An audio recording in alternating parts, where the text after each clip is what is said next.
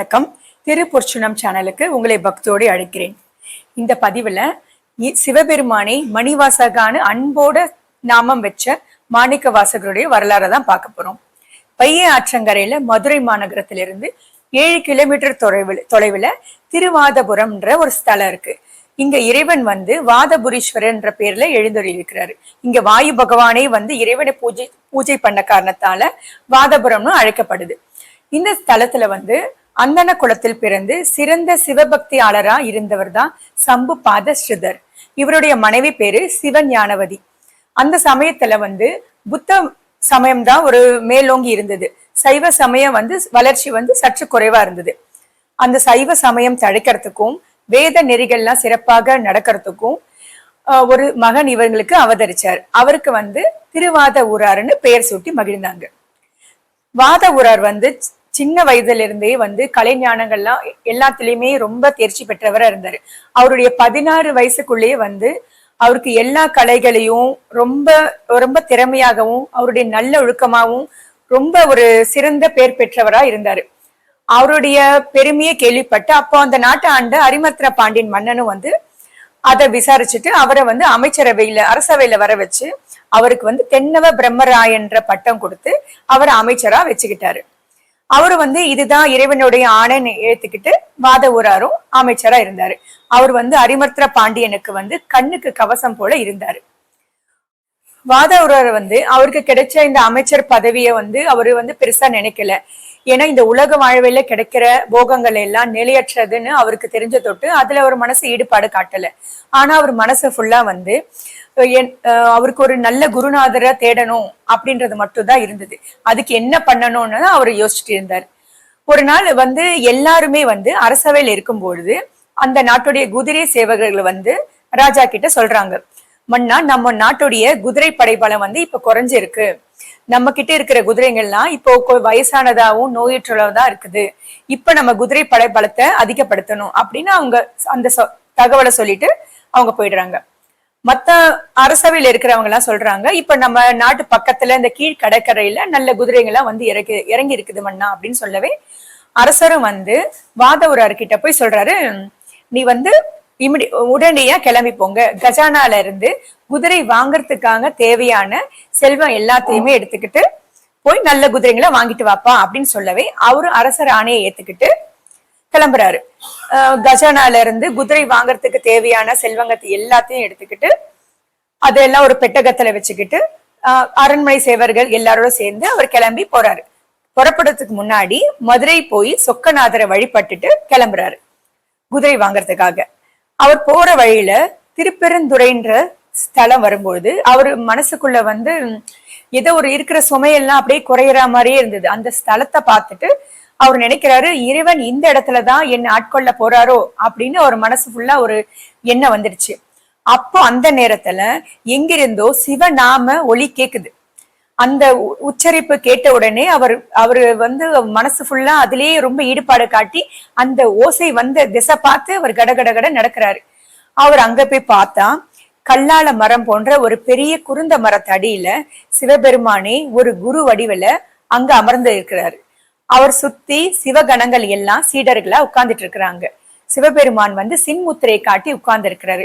அவருடைய திருமுகம் ஒளி மண்டலமா இருந்துதான். அவருடைய கண்கள் திரு அருளை அப்படியே விளக்கத்தை ஏற்படுத்துறதா இருந்துதான். இவர் உடனடிய இவருதான் நான் இத்தனை நாளா எதிர்பார்த்திருந்த குருன்ற அவர் மனசுக்குள்ள முடிவு பண்ணிட்டாரு. உடனே அடியற்ற மரம் போல அவர் காலில் விழுந்துட்டாராம். விழுந்து அப்படி கும்பிட்ட உடனே குருவா வடிவல இருக்கிற சிவபெருமானும் அவருக்கு தீட்சை இதெல்லாம் கொடுத்து அவரை எழுப்புறாரு. எழுந்துட்டு அவரை சொல்றாரு, என்னை இப்படி ஆட்கொண்டுட்டீங்களே அப்படின்னு அவர் ரொம்ப உள்ள சந்தோஷப்பட்டு மறுபடியும் அவர் காலில் விழுந்து வணங்குறாரு. நிறைய ஸ்தோத்திரங்கள் சொல்றாரு, பாடல்கள்லாம் பாடுறாரு. அதை கேட்ட சிவபெருமான் உன்னுடைய பாடல்கள் எல்லாம் மனதை உருக்கிற அளவுக்கு இருக்கிற தொட்டு இனிமே உனக்கு பேர் மணிவாசகன் அப்படின்ற நாமத்தை நான் தந்தேன் அப்படின்னு சொல்றாரு. அன்னிலிருந்து வாத ஊரார் என்ற பேரோட இவருக்கு மாணிக்க வாசகர் என்ற பேரும் ஏற்படலாச்சு. அவரு மாணிக்க வாசகர் சொல்றாரு, ஐயனே, என்ன நீங்க ஆட்கொண்ட தொட்டு என்னுடைய உயிரும் என்கிட்ட இருக்கிற பொருட்கள் எல்லாமே உங்களுக்கு தான் சொந்தம், ஏத்துக்கோங்கன்னு சொல்றாரு. அவர் ஏத்துக்கோங்கன்ற சொல்ல பொருள் பாண்டிய மன்னன் குதிரை வாங்குறதுக்காக கொடுத்த செல்வத்துல தான். குரு வந்து சொல்றாரு, ஓகே அத வந்து நீ வந்து கோயில் திருப்பணி செய்யுங்க அப்படின்றாரு. அவரும் வந்து அதை வச்சு ஒரு சிவாலயம் கட்டுறாரு, மடங்கள் கட்டுறாரு, அன்னதானம் செய்யறாரு, மாகேஸ்வர பூஜை பண்றாரு. மொத்தமா வந்து சிவ திருப்பணியா செஞ்சுட்டு இருக்கிறாரு. செஞ்சுட்டு இவர் சிவனை நினைச்சு தியானம் பண்ணிக்கிட்டே இருக்கிறாரு. அவர் குருவை பார்த்து சந்தோஷப்பட்டு அப்படியே அவர் காலத்தை ஓட்டிட்டு இருக்காரு. அவர் கூட வந்த அரச காவலாளிகளா இருக்கிறாங்க இல்லையா, அவங்க வந்து மாணிக்க வாசகருக்கு வந்து ஞாபகப்படுத்துறாங்க, அமைச்சரே நாம கிளம்பலாம், நாம வந்து ரொம்ப நாள் ஆச்சு, நாம குதிரை வாங்க போகணும் அப்படின்னு சொன்னா அவர் சொல்றது எதையும் காதுல வாங்கிக்காம அவர் எப்பயும் சிவ சிந்தனையிலேயே இருக்கிறாரு.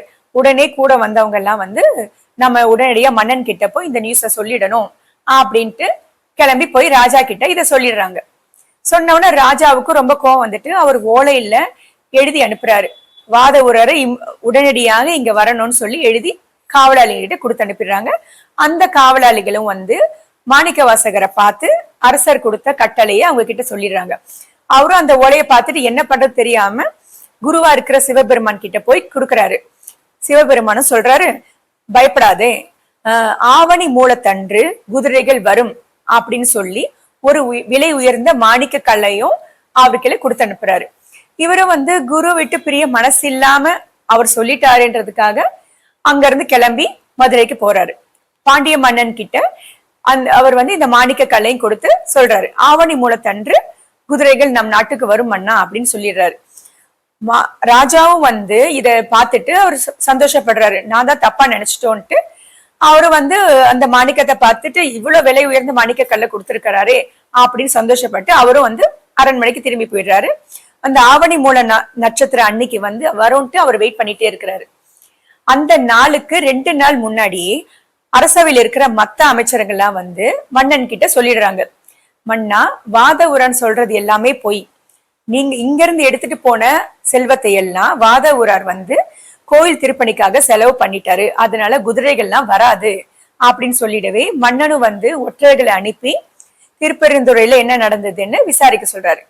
ஒற்றர்களும் விசாரிச்சுட்டு வந்து இதெல்லாம் சொல்றாங்க, உண்மையில அவர் கோயில் திருப்பணி எல்லாம் செஞ்சுட்டாருன்னவே மன்னனுக்கு ரொம்ப கோவம் வந்துட்டு அவர் வாத ஊரார வந்து அவர்கிட்ட வந்து கடுமையா நடந்துக்கணும்ட்டு காவலாளிங்க கிட்ட சொல்லிடுறாரு. இந்த தண்டனைன்னு கொடுக்குற காவலாளிங்க இருக்கிறாங்க இல்லையா, அவங்க கிட்ட நான் கொடுத்த செல்வத்தை எல்லாம் வாங்கிட்டு வந்துருங்க, அவர்கிட்ட இருந்து அது வரைக்கும் அவரை தண்டிங்க அப்படின்னு சொல்லிடுறாரு. அவங்களும் வந்து வாத ஊரார வந்து தண்டிக்கிறாங்க. அவரை வந்து சுடும் வெயில போட்டு வைக்கிறாங்க. அவர் ரொம்ப கஷ்டப்படுறாரு, அழுவுறாரு, இறைவனை நினைச்சு தியானிச்சு அவர் சொல்றாரு, ஐயனே உன் கூற்று பொய்யாகுமா, ஆவணி மூலத்தன்று குதிரைகள் வரும்னு சொன்ன உன் கூற்று பொய்யாகுமா, நீ என்னை கைவிட்டில் நான் எங்க போவேன், எனக்கு யார் இருக்கா, உன்னுடைய அடியவனான நான் கஷ்டப்படுறது உனக்கு முறையா அப்படின்னு அவர் நினைச்சு ரொம்ப வருந்துறாரு. உடனே சிவபெருமானும் அவருடைய கஷ்டத்தை போக்கணும்னுட்டு கிளம்புறாரு. நிறைய எல்லாத்தையுமே குதிரை ஆக்கிடுறாரு. குதிரை சேவர்களா தேவர்களை எல்லாத்தையும் இறக்குறாரு. அவங்க எல்லாம் குதிரை சேவர்களா குதிரை ஏறி உட்கார்ந்துடுறாங்க. இறைவனும் வேதம் என்ற குதிரையில ஏறி உட்கார்றாரு. எல்லாரும் கிளம்புறாங்க மதுரைக்கு. மதுரைக்கு வந்து அந்த குதிரைங்க வர சத்தம் வந்து ஒற்றர்கள் மூலமா மன்னனுக்கு போய் சேருது. மன்னனும் அப்படியா, நான் அவர் சொன்ன மாதிரியே வருதை வாத ஊராரு, நான் தான் அவரை தப்பா நினைச்சிட்டோன்னு நினைச்சு அவரு தண்டனையில இருந்து விடுவிச்சு அவர்கிட்ட மன்னிப்பு கேட்டு அரசவையில அவர் அமர வச்சு உட்கார பேசிட்டு இருக்காரு. அந்த குதிரைங்கள்லாம் வருது இல்லைங்களா, சிவபெருமானை கூட்டிட்டு வர்றது இல்லையா, அவர் எப்படி வருவாரு, அந்த குதிரைங்க வர்றது சத்தம் வந்து ஊர் எல்லாம் கேக்குதான். அந்த குதிரைங்க வர புழுதி மண்ணு வந்து ஆகாயத்தையே மறைக்குதான். ஆக மொத்தம் எல்லா குதிரையும் கொண்டாந்து குதிரையுடைய வணிக தலைவன் போல சிவபெருமானை வந்து பாண்டிய மன்னன் கிட்ட எல்லாத்தையும் நிறுத்தி வைக்கிறாரு. அந்த குதிரைகளை நடத்தி காட்டுறாரு, அதோடைய திறனை எல்லாத்தையும் சொல்றாரு. மன்னனும் இந்த குதிரையெல்லாம் பார்த்துட்டு ரொம்ப சந்தோஷப்படுறாரு. அங்க அரசவையில் இருக்கிறவங்களும் சொல்றாங்க, குதிரையுடைய லட்சணம் தெரிஞ்சவங்க எல்லாம் இந்த குதிரைங்கெல்லாம் நல்ல சுழியோட இருக்கு, நல்ல நிறத்தோட இருக்கு, நல்ல ஆரோக்கியமா இருக்கு எல்லாம் சொல்லிடுறாங்க.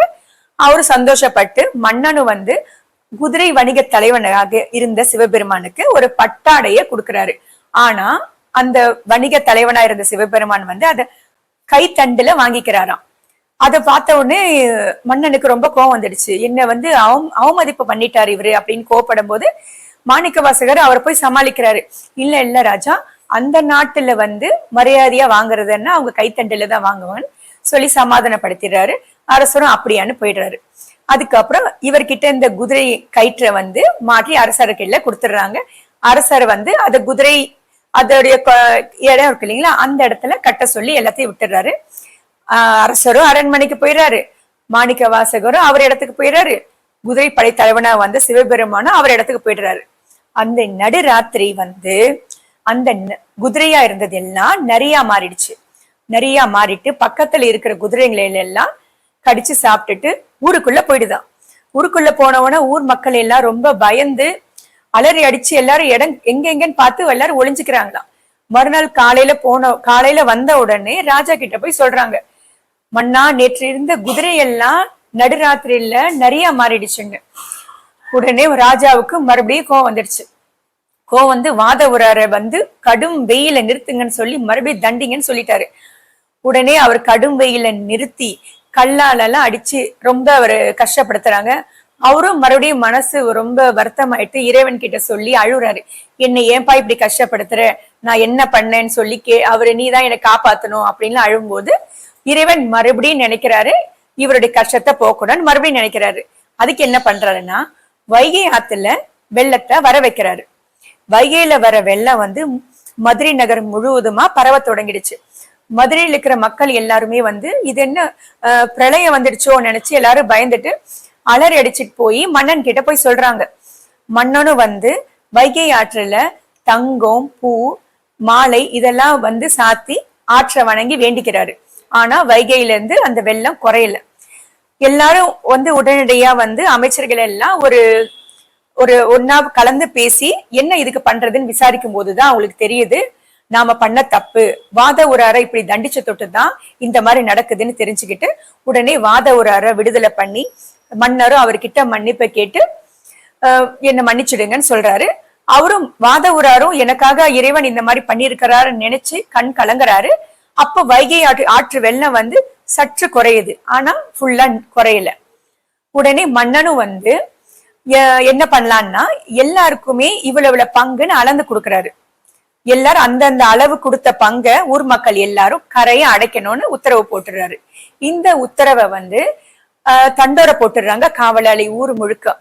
அதனால எல்லாருமே வந்து எல்லா மக்களும் அந்தந்த வேலையை பார்க்கும்போது அந்த ஊர்ல புட்டு வியாபாரம் செஞ்சுட்டு இருந்த வந்தின்ற ஒரு பாட்டி வந்து அவங்களும் வந்து ஒரு சிவபக்தை தான். சிவன் கிட்ட அன்பும் பக்தியோட இருந்திருந்தவங்க தான். அவங்க வந்து சிவன் கிட்ட வேண்டிக்கிறாங்க, எனக்கு பதிலா இந்த கூலி வேலையை செய்யறது யார் செய்வாங்க, என்னால செய்ய முடியாது, எனக்கு வயசாயிடுச்சேன்னா அவங்க வந்து கேக்குறாங்க, எனக்காக யாராவது கூலி வேலைக்கு ஆளை அனுப்பேன்பா அப்படின்னு சிவன் கிட்ட வேண்டிக்கிறாங்க. சிவபெருமானும் நேரடியா வராரு. வந்து அப்படியே சொல்லிக்கிட்டே வராராம், யாராவது எனக்கு கூலி வேலை கொடுத்து என்ன வச்சுக்கோங்களேன் இந்த கரை அடைக்க அப்படின்னு கேட்டுட்டு வரும்போது இந்த பாட்டியை அவங்களை கூப்பிடுறாங்களாம். பாப்பா நீ எனக்காக கூலி வேலை செய்யறியாப்பா அப்படின்னு கேக்குறாங்களாம். ஆனா எனக்கு வந்து உனக்கு கொடுக்க கூலி இல்லப்பா, நான் இந்த புட்டை தான் தர முடியும் அப்படின்னு சொல்லவே அவரும் வந்து அப்படியே கொடுங்கம்மா, நான் அதை சாப்பிட்டுட்டு போய் நான் வேலை பண்றேன்னு சொல்றாங்க. இந்த வந்தி பாட்டியும் புட்டு கொடுக்குறாங்க. அவரும் சிவபெருமான சாப்பிட்டுட்டு ரொம்ப நல்லா இருந்து தாயே, எனக்கு வயிறு நிரம்பிடுச்சு, என்னுடைய பசி தீந்துதுன்னு சொல்லிட்டு நான் இப்பவே போய் வேலை பண்றேம்மா அப்படின்னு சொல்லிட்டு அந்த மண்வெட்டி அந்த கூடை எல்லாம் எடுத்துக்கிட்டு போறாராம். எடுத்துட்டு போய் மண்ணை வந்து எடுத்து கரையில போட்டுட்டு அவர் ரொம்ப டயர்ட் ஆயிட்ட மாதிரி அந்த கரையில போய் படுத்து தூங்கிடுறாராம். மறுபடியும் கொஞ்ச நேரம் கழிச்சு மறுபடி வந்து அம்மா புட்டு இருந்தா கொடுங்க பாட்டின்னு கேட்டு அவங்களுக்கு கொடுக்குறாங்களாம். சாப்பிட்டுட்டு என்ன பண்றாரா, கரையில போய் ஆடுறாராம் பாடுறாராம். ஆனா ரொம்ப டயர்ட் ஆயிட்ட மாதிரி மறுபடியும் தூங்குறாராம். இப்படிதான் நடந்துட்டு இருக்கு. மன்னன் வந்து இந்த கரையை அடைச்சிட்டாங்களான்ட்டு எல்லாரையும் விசாரிச்சுட்டு இருக்காரு. அப்ப அதுக்குன்னு அதை மேற்பார்வையிடுறவங்க வந்து மன்னன் கிட்ட சொல்றாங்க, ஊர்ல இருக்கிற எல்லாருமே வந்து அவங்கவுங்க வேலையை ஒழுங்கா பண்ணிட்டு தான் இருக்கிறாங்க. ஆனா இந்த வந்தி பாட்டின்னு அவங்களுக்கு கொடுத்த அளவு பங்கு கரை மட்டும் இன்னும் அடையல. அதை அடைக்கிறதுன்னு ஒரு ஆளை வச்சிருக்காங்க, அந்த ஆளு ஒழுங்காவே அடைக்கலன்னு சொல்லவே மன்னனுக்கு மறுபடியும் கோவம் வந்துட்டு ஒரு பெரம்பால வந்து அந்த கூலியாளா இருக்கிற சிவபெருமான் முதுகுல வந்து அடிச்சிடுறாரு. அடிச்ச அடி வந்து உலகத்துல இருக்கிற எல்லா உயிர்களும் மேலுமே அந்த அடி விழுந்துடுது. அந்த ராஜாவோடையும் சேர்த்துதான். அவரு உடனே அடிச்ச உடனே கூலியாளா இருந்த சிவபெருமான் வந்து ஒரு கூடை மண்ணை வந்து கரையில போட்டுட்டு மறைஞ்சிடுறாரு. இத பார்த்த உடனே மன்னனுக்கு ஒரு ஆச்சரியமாயிட்டு அவரு வந்து அதிசயித்து வந்து சொல்றாரு, திருவாதவர் கூப்பிட்டு, உங்களை நான் அமைச்சரா வச்ச தொட்டுதான் என் குலதெய்வமான இறைவன் வந்து எனக்கு குதிரை சேவகனாகவும் வந்தாரு, இங்க கூலி வேலையா வந்து மதுரையில வேலை பார்த்தாரு, நான் உங்களுக்கு எப்படி நன்றி கடனை சொல்லுவேன்னே தெரியலேன்னு அவர் இவர் கைகூப்பி வணங்குறாரு. வணங்கிட்டு அரசர் என்ன சொல்றாருன்னா, இனிமே இந்த அரச பதவியில நான் இருக்க மாட்டேன், நீங்க தான் அரசர் பதவியில இருக்கணும், நீங்க தான் நாட்டாளணும் அப்படின்னு வணங்கி கேட்டுக்கிறாரு. அதுக்கு வந்து மாணிக்க வாசகர் என்ன சொல்றாருன்னா, எனக்காக நீங்க பண்ணணும்னு நினைச்சீங்கன்னா இந்த அமைச்சர் பதவியில இருந்து கூட என்னை எடுத்துடுங்க, எனக்கு இதெல்லாம் வேணாம், என்னுடைய இறைவனை சிவனை தேடி போகணும், அது மட்டும்தான் என்னுடைய நோக்கம்னு சொல்லி வணங்கி கேட்கிறாரு. அரசரும் வந்து இதுதான் இறைவன் கட்டளைன்னு நினைச்சிட்டு அவரை வந்து அவரு சொன்னதை ஏத்துக்கிறாரு. அவரும் வந்து தவ வேடம் பூண்டு இந்த அமைச்சர் பதவியை விட்டுட்டு தவ வேடம் பூண்டு அவருடைய குருநாதரை வந்து திருப்பெருந்துறையில பார்த்தாரு இல்லைங்களா, அந்த இடத்தை நோக்கி போயிட்டு இருக்கிறாரு, கிளம்புறாரு, போறாரு. இதோட தொடர்ச்சியை வந்து அடுத்த பதிவுல நம்ம பார்ப்போம். மீண்டும் அடுத்த பதிவுல சந்திப்போம். நன்றி, வணக்கம்.